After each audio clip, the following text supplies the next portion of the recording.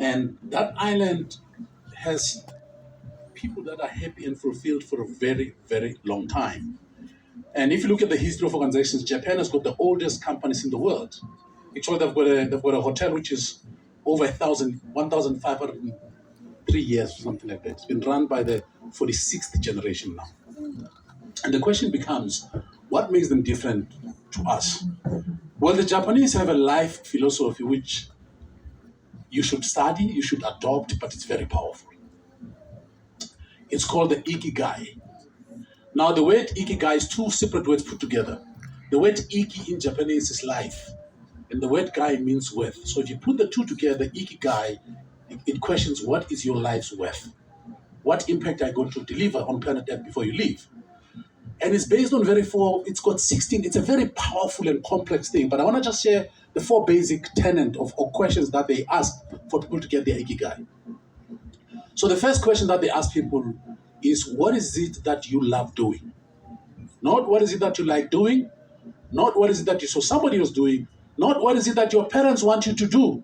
Because the saddest thing about a lot of people is a lot of failed parents are trying to live their failed dreams through their children, and therefore take away the essence of that child to become who they're supposed to be.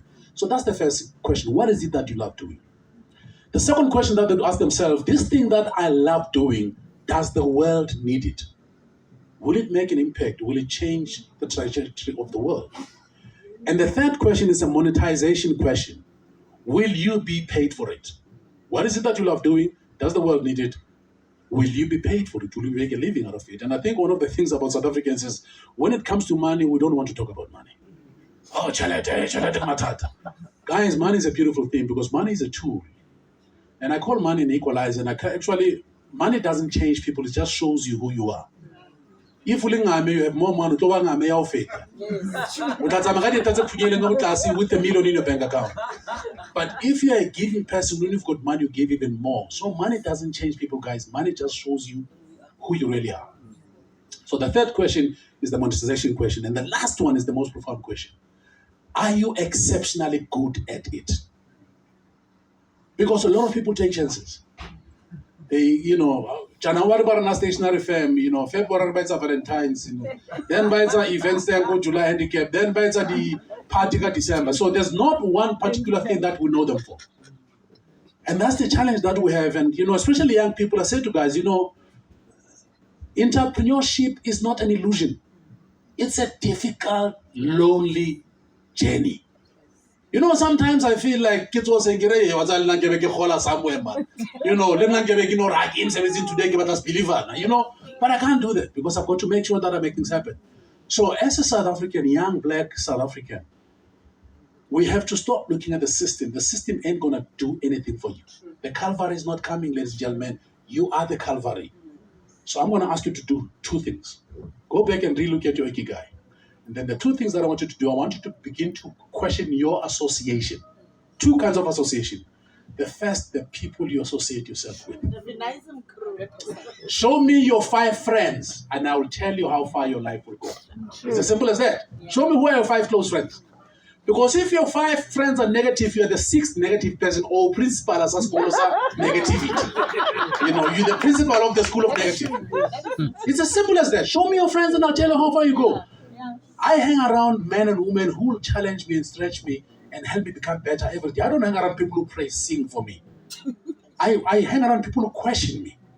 Who will say, hey man, we think you're dropping the ball. Hey man, we think you're not doing this right. Those are the people that I want to hang around. I took a sabbatical and I was laughing about it because the implication of the word sabbatical, it means somebody pays for your life to go do something. But it was a self-funding sabbatical because I was writing 2 new books and I was starting a completely new business. I'm with my guy, my head of digital. He will tell you, I sent him an email 3:30 this morning of the final book because he had to go to New York today for a second edit. So who do you associate yourself? That's the first thing that you've got to ask yourself. Who are my friends? Who do I drink with? And